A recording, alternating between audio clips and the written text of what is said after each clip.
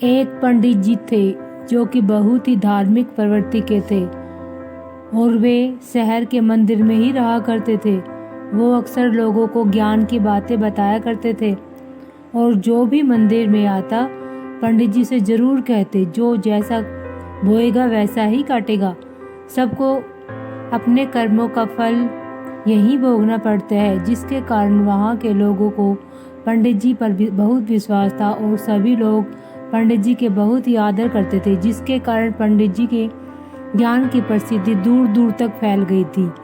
पंडित जी के ज्ञान की बातें दूर रहने वाले एक गांव में 3 चोरों को भी पता चला, तो वे तीनों चोर पंडित जी की बातों से सहमत नहीं थे। उन चोरों ने मन बनाया कि क्यों न पंडित जी से मिला जाए और उनकी बातों को झूठा सिद्ध किया जाए।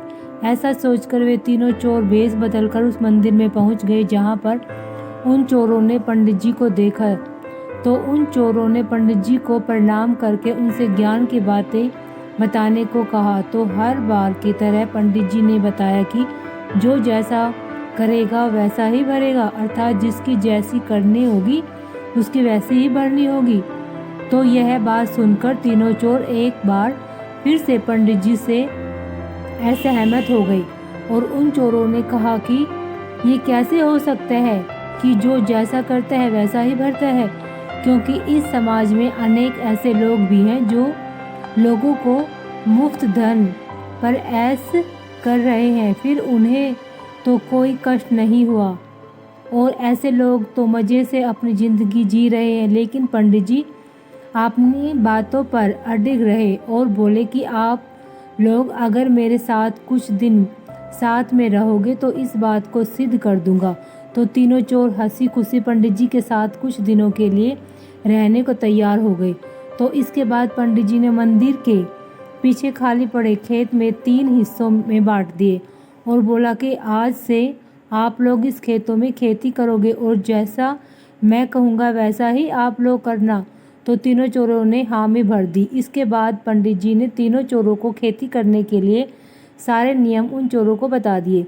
फिर इसके बाद वे तीनों चोर अपने खेतों में खेती करने में जुट गए। एक दिन अपने खेतों में खूब मेहनत करता और कोई समस्या भी होती तो पंडित जी के सहायता लेता और इस प्रकार वह एक अच्छे किसान के तरह अपने खेतों में खूब अच्छी फसल लगा दिया। इसी तरह दूसरे चोर भी अपने खेतों में थोड़ा कम मेहनत करता था और किसी तरह की उसने भी अपने खेतों में फसल लगा ली, जबकि तीसरा चोर तो अपने खेतों में थोड़ा सा मेहनत नहीं करता था और सब खेतों में थोड़े सी मेहनत करके किसी तरह से बीज बो दिया। और कुछ महीनों पश्चात जब तीनों चोरों की फसल तैयार होने का समय आ गया तो पंडित जी बोलो कि चलो मैं आप लोगों के फसल में देखूंगा कि किसकी फसल कैसी हुई।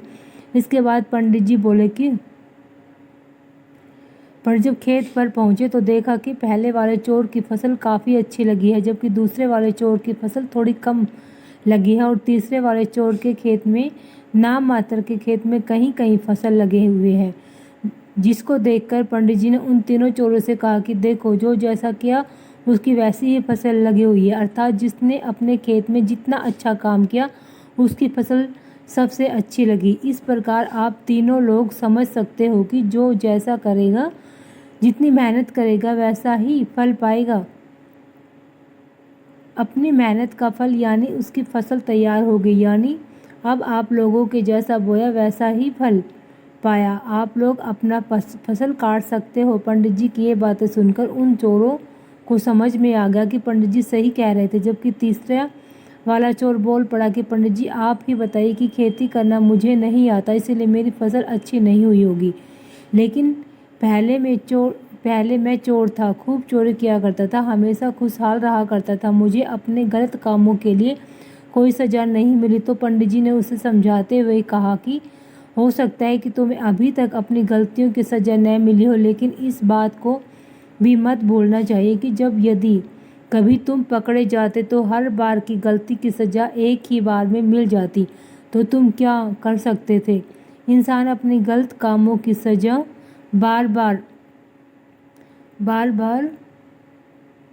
भाग सकता है, लेकिन जब उसके बुरे दिन आएंगे तो फिर कोई बचाने वाला नहीं मिलेगा। पंडित जी की ये बातें सुनकर उस चोर की आंखें खुल गई और तुरंत पंडित जी के पैरों में गिर पड़ा और अपनी गलती मान ली। इसके बाद तीनों चोरों ने छोड़ दी